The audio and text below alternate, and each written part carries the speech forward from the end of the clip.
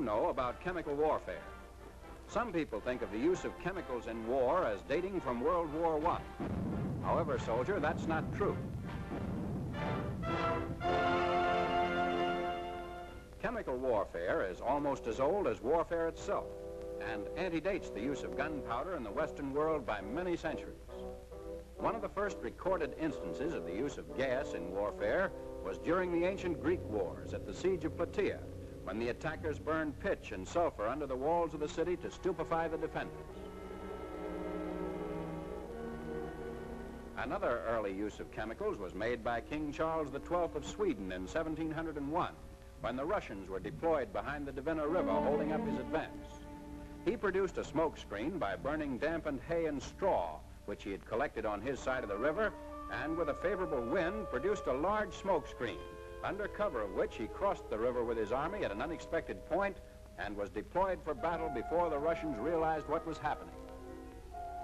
However, before the age of science and when chemistry was regarded as black magic, the soldier had to rely for chemical agents on what he could find in nature, such as pitch, tar, sulfur, and straw, most of which was, generally speaking, quite inefficient and bulky to carry. The first modern effective use of chemical agents in war was made by the Germans in 1915. The use of chemicals increased until by the end of the war, the use of gas and smoke was planned in each operation. Approximately 1/3 of the battle casualties our forces suffered in 1917-1918 in France was from gas. As a result of this experience, the Chemical Warfare Service was made a separate branch of the Army by the National Defense Act of Congress on July 1st, 1920. The Chemical Warfare Service is headed by the Chief of CWS, who is in the War Department in Washington, D.C. Major General William N. Porter is the present chief. He directs the activities of the Chemical Warfare Service from the War Department. The Chemical Warfare Service is responsible for the research and development of new war gases and weapons in which to employ them, and for all chemical warfare protective equipment. It is also responsible for the manufacture, procurement, and issue of these items, and is charged with the doctrine for chemical combatant troops and chemical service troops. This is the research center of the Technical Command at Edgewood Arsenal, Maryland. It is the largest laboratory and coordinates the research carried out at other laboratories.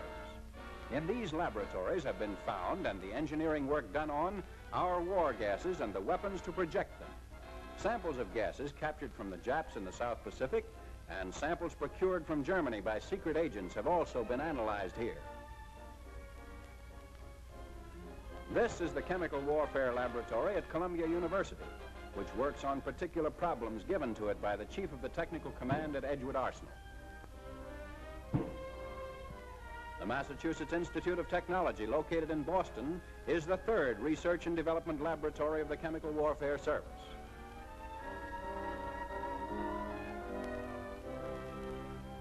This is the manufacturing arsenal at Edgewood Arsenal, Maryland. Here were made the incendiary bombs which General Doolittle dropped on Tokyo in the first few weeks of the war.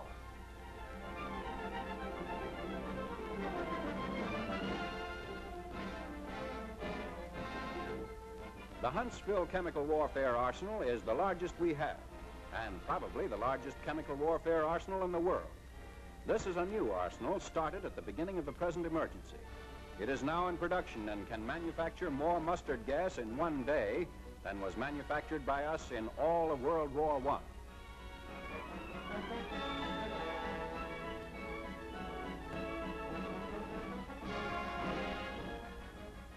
This is another new arsenal, the Pine Bluff Chemical Warfare Arsenal. It also has a large capacity and is located well back from the seacoast.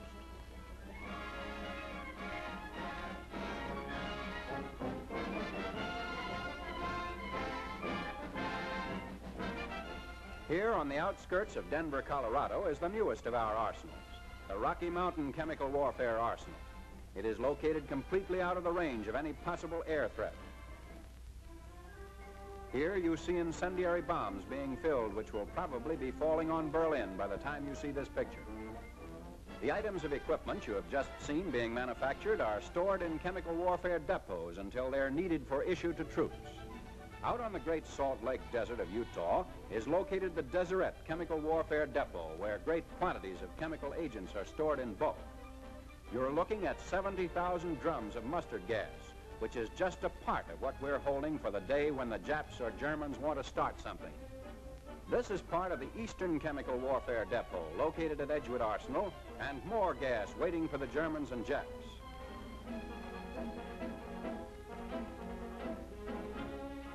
This is a portion of the Gulf Chemical Warfare Depot at Huntsville Arsenal, Alabama.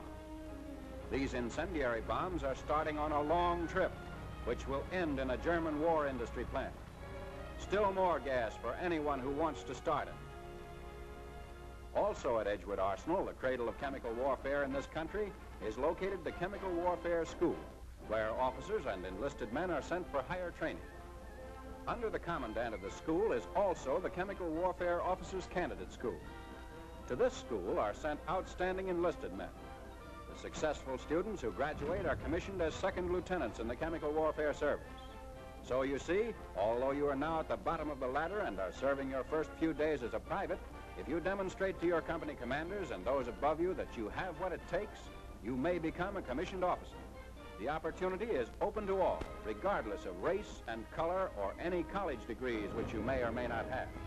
It is just a question of your own ability and your desire to work and prove your worth for such an opportunity. The Chemical Warfare Board at Edgewood Arsenal tests all chemical equipment and makes recommendations for its improvement and future development.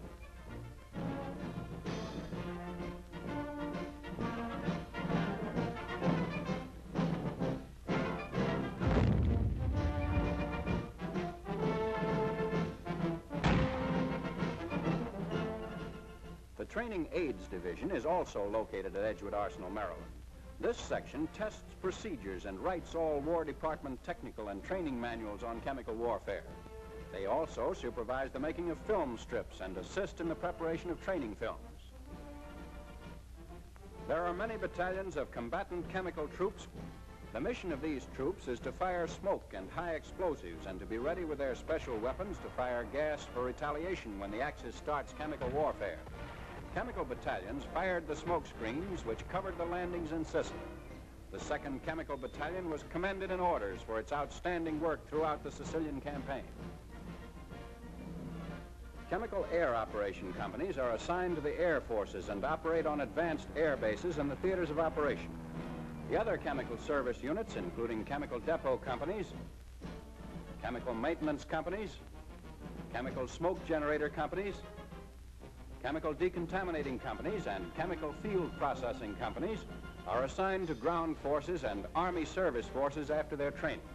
This is the beginning of the smoke screen that protected Salerno from German air attack.